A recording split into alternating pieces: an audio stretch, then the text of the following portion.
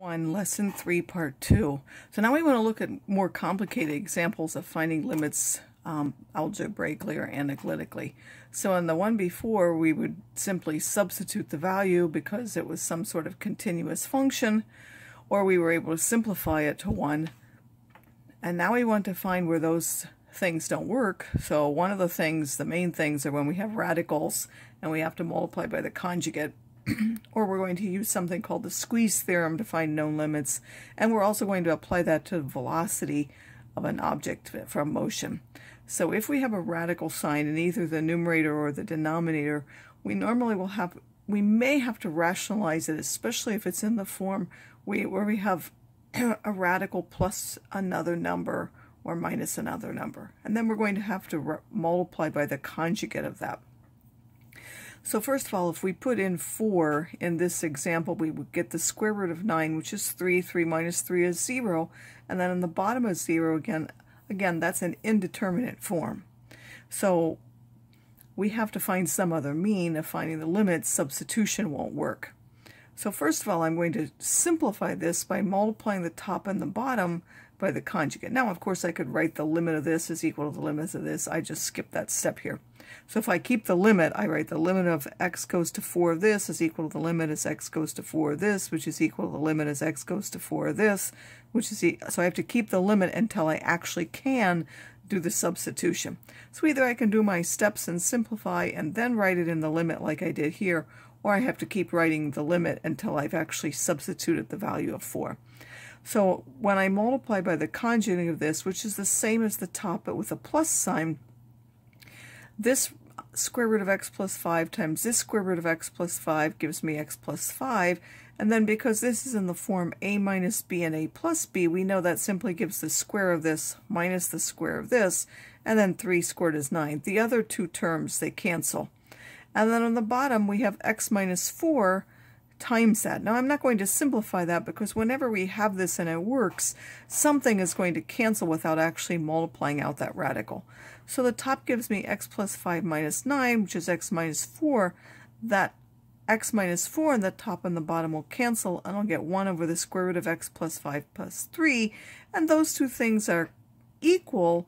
They will always give the same value, except when x equals 4, because I can't actually put x equals 4 in this expression, but I can in this one. So they will have the same limit. So the limit as x goes to 4 of the radical expression that I wanted is the same as the limit as x goes to 4 of this equivalent radical expression, which I can now substitute 4 in, and that will give me 1/6. Then we're going to sometimes use the Squeeze Theorem. So the Squeeze Theorem says, like in this picture, we have two functions, and the function we want is sort of always stuck between those two, at least close to the point we want. It doesn't have to be everywhere, but close to the point we want. This function has to be in between there, except possibly be at C. And both x and or h and g, the one that's in between, will have to have the same limit L as x goes to c. So if both of them have the same limit L as x goes to c, then because f is stuck between them, its limit exists and it will also be capital L. So we're going to use that to find the limit as x goes to 0 of x cosine of x. So first of all, we know that cosine has to be between 1 and minus 1, so we might expect this to somehow be between x and minus x, or if we looked at absolute values, the absolute value of x and minus the absolute value of x. And if you graph them, you'll see that that's true. X cosine of x is always stuck between the absolute value of x and minus the absolute value of x. The minus absolute value of x, of course, is less than the function, and the absolute value of x is bigger than the function everywhere. So since it's in between there, we now have to find the limits. Well, the limit of h of x as x goes to 0 is finding the limit of the minus the absolute value, and that gives me 0 because I can use substitution for that one, or in the picture I can see it goes to 0. And for g of x, the same is true. It has a limit of 0, and therefore by the Squeeze Theorem, the limit of x cosine of x is 0 because it's stuck between those two functions.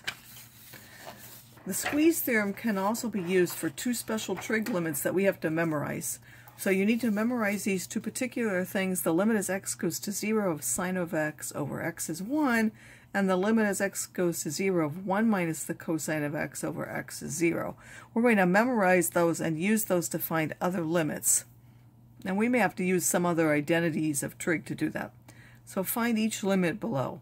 I want to find the limit as x goes to 0, so I notice that I can split this up and put an x with the sign and an x with this one. And then because we know the limit of the product is the product of the limits, I can simply find the limit of each one of those separately. The limit of this one is 1 and the limit of this one is 0, so this function will also have a limit of 0. Now suppose I want sine squared of x over x. Now I have to introduce another x in order to be able to use this. So I need an x squared on the bottom. That would be this thing squared, but then I have to put an x here so that that actually is equivalent to this. So now I want to find the limit as x goes to 0 of x times the sine of x squared. And now I'm not going to write it like I did up here and actually put the limit as x going to 0, but I know that I can find the product of the limits. So the limit as x goes to 0 of x is just 0, and the limit of this part is 1, so I would get 1 squared, and that will give me 0. The limit as t goes to 0, again, we say x, but it can be any variable, of 3t of 2t. And we'll note that as t goes to 0, 3t also has to go to 0, 2t has to go to 0. So I can also use this theorem even though it just says t goes to 0 if it's 3t or 2t. So now, in order to use the theorem, whatever is here has to be on the bottom. So instead of this 2t, I want a 3t. But then I have to fix it up so it's equivalent to this. Well, that 3 would have to cancel, and I would need a 2 there. So if I multiply that by 3 halves, the 3 here would cancel, and I would have 2t. So these two expressions are equivalent. Then the limit of this one is just 1, and the limit of a constant is the constant itself. So I get 3 halves times 1 is 3 halves. And finally, we have an application of this to projectile motion. If the height of an object at time, it doesn't even have to be projectile motion, it can be any sort of function that gives displacement and velocity. But if we have the height of an object at time t that's given by the function s of t, then the velocity at time t equals a is given by the limit as t goes to a of s of a minus s of t over a minus t, which is of course what? That's simply the change in the height over the change in the time as t gets closer to a here. So we're going to find that limit. So the height of a function is given by this. This is one of projectile motion. If a construction worker drops a wrench from a height of 500 feet, how fast will the wrench be falling after 2 seconds? Of course, this would model that particular motion if he drops the wrench. So first of all, if we find s of 2, we simply plug 2 in there. V of 2 is now what? It's the limit as t goes to 2 of the difference in the heights over the difference in the time. So if I take s of 2 and then subtract s of t at some particular time and then 2 minus t, this will simplify to this. I can factor out the 16 and then factor the t squared minus 4. That t minus 2 will cancel, and I'm left with the limit as t goes to 2 of minus 16 times t plus 2. I can now substitute the 2 and I will get minus 64, so the wrench is falling at a velocity of 64 feet per second. If a construction worker drops the wrench from a height of 500 feet, when will the wrench hit the ground and at what velocity will it hit ground? We know it hits the ground when that height is 0, so if I substitute 0 in there and solve for a, I'll get that a is 5 square roots of 5 over 2.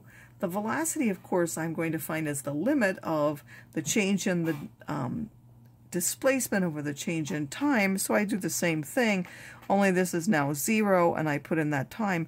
Again, this will factor even though it doesn't look like it does, and those will cancel. And I'll be left with this. Again, now as I'm finding the limit of that, I can simply substitute and evaluate, and now I'll approximate that because it's a real-life application. So that's minus 178.9 feet, meaning it's 178.9 feet per second downward, and this time is about 5.6 seconds.